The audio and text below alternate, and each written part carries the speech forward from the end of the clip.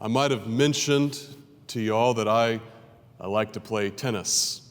I've played since I was 8 years old, and I guess when you do something for that long, you have a love-hate relationship with it for certain seasons. But as I've grown older, I've started to gain a new kind of appreciation for it. I've started to recognize some of the ways that tennis parallels the experience of life. Let me give you an example. The GOAT, arguably greatest of all time, Roger Federer,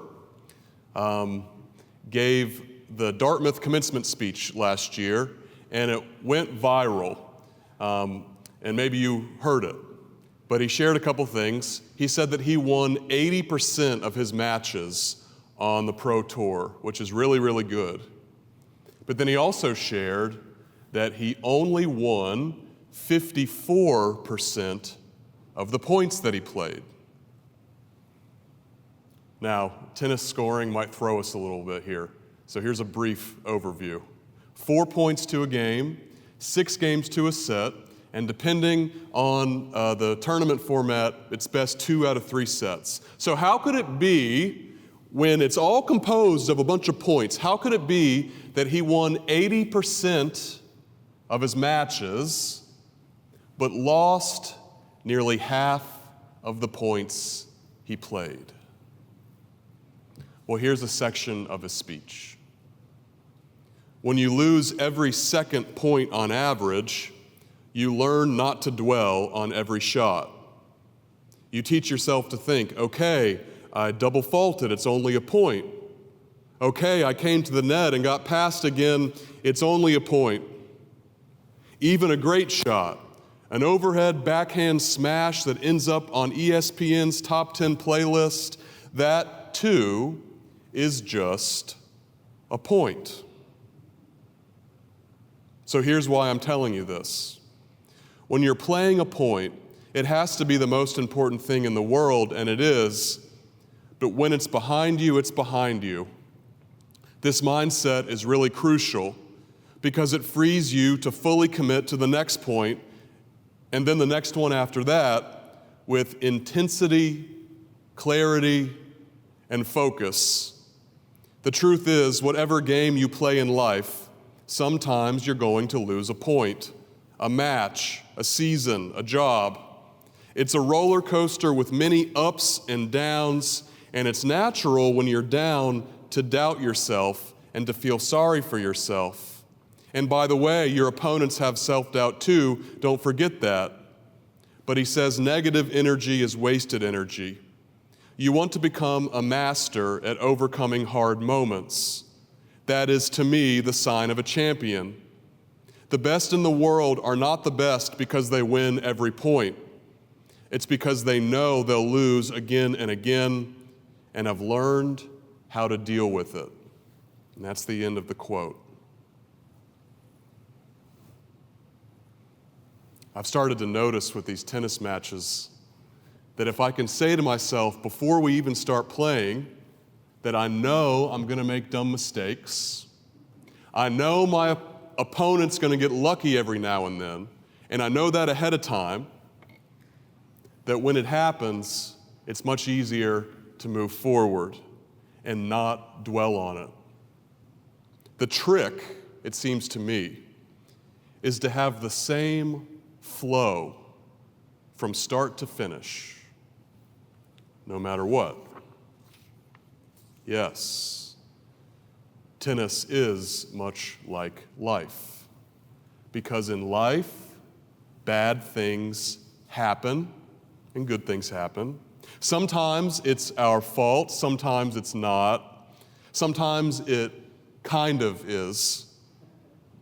Sometimes one person will make a mistake and another person will make an identical mistake, and yet the two people will face unequal consequences. It's just how it is. Sometimes supremely good fortune happens to people who don't deserve it at all. And sometimes vice versa is true. And the thing that really stings about all of this, both the good and the bad, is that these events are often unforeseen. They just happen, and sometimes there's nothing we can do about it. It's an ancient truth proclaimed by all major religions that suffering is real and universal. Death is inevitable. It has always been and will always be this way. Now, you might say, given these facts about life, given this reality, why try? Why even prepare if everything can just go wrong in an instant? I think maybe that's a question worth asking. Well, there's this book that has been very helpful to me on this topic, and it's called On Religion by a guy named John Caputo. And basically, the question that we're asking, and the question he asks, is how do we deal with the future? And the way that he breaks it down, he provides this helpful framework, is he says, you can think of the future in two ways. First is what he calls the relative future. That means the future that relates to the present moment. It's things you can prepare for. It's things like getting an education or saving money in a 401k. The relative future is the realm of hard work. It's the reason that we make our bed in the morning, because we know that we'll be glad we did it later. There's a direct correlation between what we do and the effects that occur later. But the second category is what he calls the absolute future. And that is the future which is unforeseeable. And you'll notice that he calls it absolute because it's also inevitable. He writes, as regards the absolute future, we must be like the lilies of the field, who sow not, nor do they reap, but who are willing to go with what God provides, which also means they are ready for anything. For the relative future, we need a good mind, a decent computer, and horse sense. But for the absolute future, we need hope, faith, and love. End quote. Those are the tools of eternity. So yes, work hard, be prepared, be responsible. These habits will serve us well in tangible ways and may well ensure our security or maybe even our prosperity. But the great mistake is thinking that that's all life is. Because we must remember that the true essence of creation lies in the mystery of it, lies in the eternal from which it came. And as we confront this mystery, we do so with hope and faith and love. I want you to see that these are not like arbitrary ethical principles. They are the way of God. If we attempt to chart out our life with some sort of template, if we think we can predict and control every outcome, not only will we be disappointed, not only will we crumble when tragedy strikes, but we'll also be bored, it seems to me. Jesus says, you are the salt of the earth. You're who makes things interesting. Your trust isn't just in yourself and in your actions and in your outcomes. You recognize that you're not the center of the universe, but instead your trust lies in God. That's the part of you that matters in eternity. That's what gives life, real life, meaning. Maybe life is less like a chart or a template maybe it's more like a canvas, where maybe the artist has a vision that she sets out to paint, but maybe along the way her brushstroke strikes slightly off, and maybe from there she has to adjust. But by the end, the painting is even more beautiful than anticipated.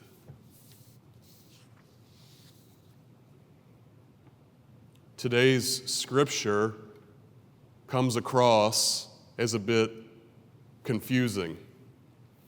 I learned a long time ago it's okay for me to say that. The first part is pastoral in tone. Do not be afraid. It advises disciples to be generous with their resources and to put their treasure in heaven, which echoes last week's lesson. But then, really abruptly, the scripture changes tone and becomes much more stern. Be dressed for action and have your lamps lit. Be ready so that when your master returns home from the banquet, you'll be ready to serve as needed. And then, in a kind of third movement, if the owner of the house knew when the thief was coming, he could avoid his house being broken into. So you need to be ready too, for the Son of Man is coming at an hour you don't expect. It's true that God interacts in the world in ways we can't foresee. God is both relentlessly loving and deeply mysterious. And this is a tension we must hold as Christians, and one that can only be resolved with, you guessed it, hope and faith and love. We remember that we worship our God who is the author of creation, and we remember that creation is the result of God's grace. And grace is what God offers out of love. So everything God creates, everything that God's creation creates, has within it something of God's love. The threads of creation, the threads of who we are, has to do with God's love. So to have faith is trusting this is true. Faith isn't just saying yes to a bunch of questions. It's often reduced to that, but that's not what it is. So when people say, "Do you have faith in God?" it's not as simple as just saying yes and being done with it. It's not simply a matter of belief, in other words. The real question is, do you, or maybe we should put it this way, do we trust that God's love is the defining force of life? Do we trust that there is a purpose to this existence beyond gaining wealth or fame or status or ourselves? Do we trust that in the end, love will overcome evil? Trust is a verb. It is active. When Jesus says, "Pay attention," he is inviting us to zoom out. It's no longer just about ourselves. Creation is so much bigger than just you or just me. Through faith, God gives us the chance to be a part of the unfolding process of God's healing of a broken world. And when we get too lost in ourselves, we don't see it. But to have faith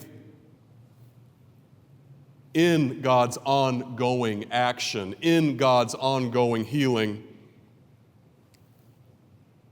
it gives us a sense of peace. It sets in us a yearning to live for something beyond ourselves.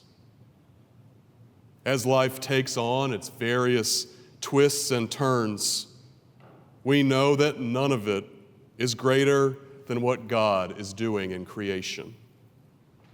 It can still hurt when things happen, and it does. Jesus cries from the cross, but suffering is real. We know it's coming, but we also know it's not the end. Faith gives us this. Recently, I was in Food Lion. It was Friday afternoon, and I didn't really want to be there, to be honest with you. Something about that fluorescent lighting, maybe. I went there, and of course, there were not enough registers open. I don't really care for self-checkout, but even that line was long. If you've ever been a parent of young kids, you know that when one parent has the kids and the other goes out to do something, the one who's gone out feels a kind of pressure to get back. So I really wanted to get back. Also, on Friday afternoons, I like to watch the new episode of Beat Bobby Flay. I don't know if you guys ever watched that show. Anyway, I wanted to get home. So I get my things, and I get in this big line, and the lady in front pulls out of her purse this just pile of coupons.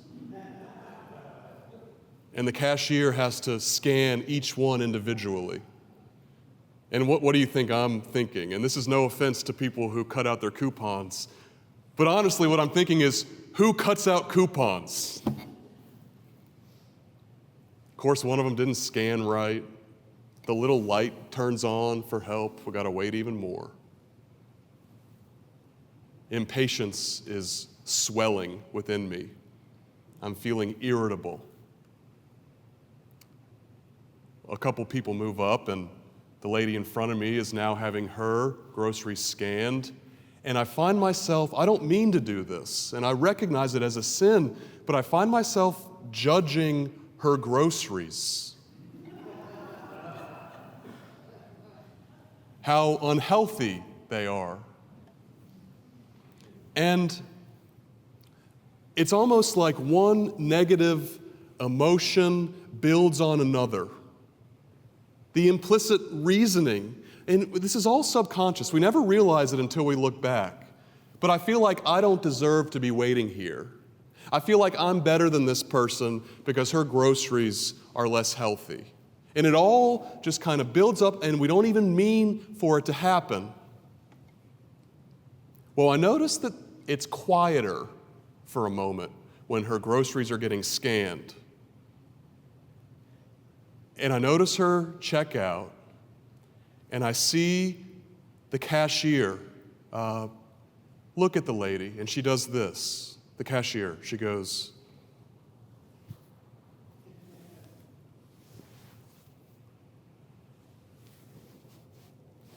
and the woman looks at her and goes,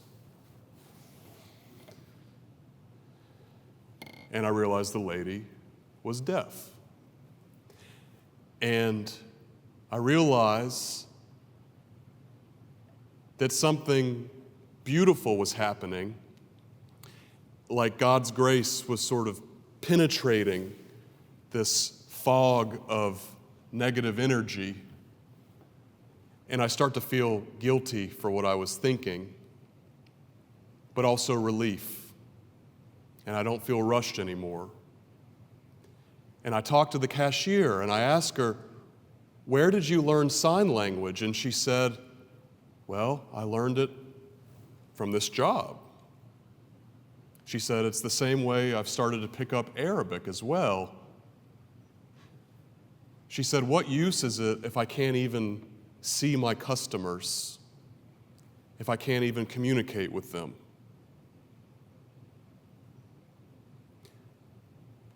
Let us go forth in our lives alert and aware. May we not be afraid. May we know ahead of time that life's unexpected turns, large and small, are absolute, inevitable. And may we navigate this labyrinth with the tools of eternity, with faith, hope, and love. Thanks be to God.